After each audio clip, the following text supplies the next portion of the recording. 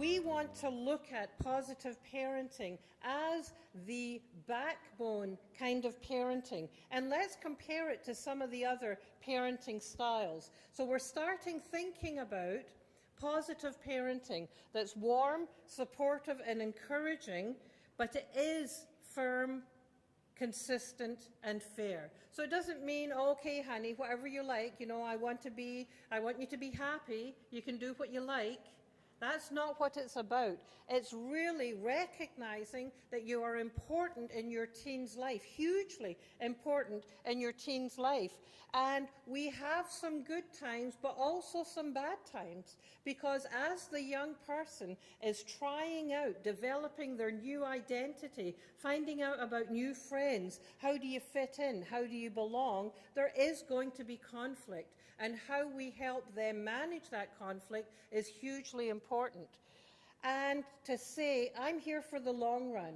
It really is so important to be thinking about your relationship now and what is it going to be 10 years from now.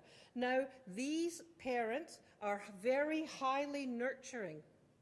Very highly nurturing. They have high expectations and a lot of respect. So even when kids screw up, you can say, all right, I don't like what you did.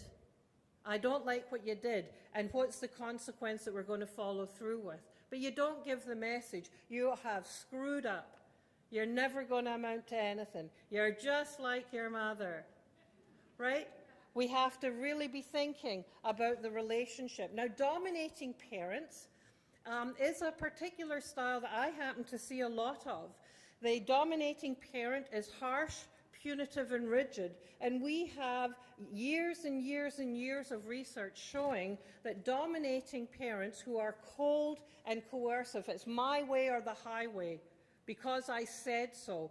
We see more children, more young people with conduct problems. That is, they're in trouble with the law, they have oppositional behaviour problems. Why? Because if you keep hitting a brick wall, you learn to have defences that are, I'm going to hit you back. So dominating parents, I need to really clamp down now that he's a teen. If you give him an inch, he'll take a mile, or if you give him a centimetre, he'll take a kilometre, whatever. So in that, you've got low nurturance. I need to show him who's boss. You have high expectations. How can you go out and be, you cannot, you're grounded for a year. Who's getting punished if you ground a kid for a year? As well as low respect. So it's my way or the highway. This is the way that I got raised and I turned out okay, right? Well, are you really asking, buddy?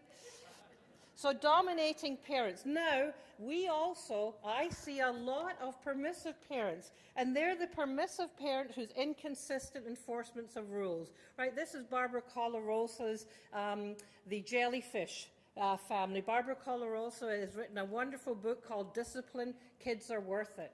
And she talks about the jellyfish family, whose inconsistent enforcements of rules or no rules at all. They want to be a pal more than a parent. It's, oh, don't put the cat in the microwave. Okay, honey. Okay, honey. So there's lots and lots and lots and lots and lots of love, but very, very little clear expectations. I really want to enjoy parenting my teen. It's important for them to fit in and have what they want and not have too many rules. We get along better that way. Yeah.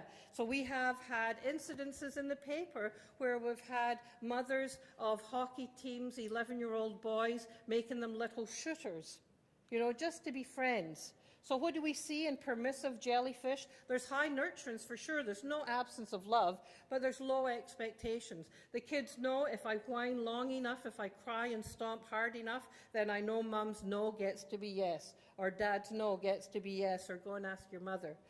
Moderate respect, really moderate respect, because what you hear from permissive parents, and what you hear from permissive parents, I can't do anything with them at all. And there is a diminishing of respect. Now, what I want you to keep in mind is that most of us have a little visit to all of the different parenting styles, right? There are some days that we say, just shut up and do it, right?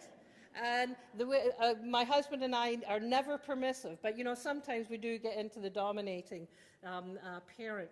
So it's really about which is what you do most of the time, or what are you striving to do.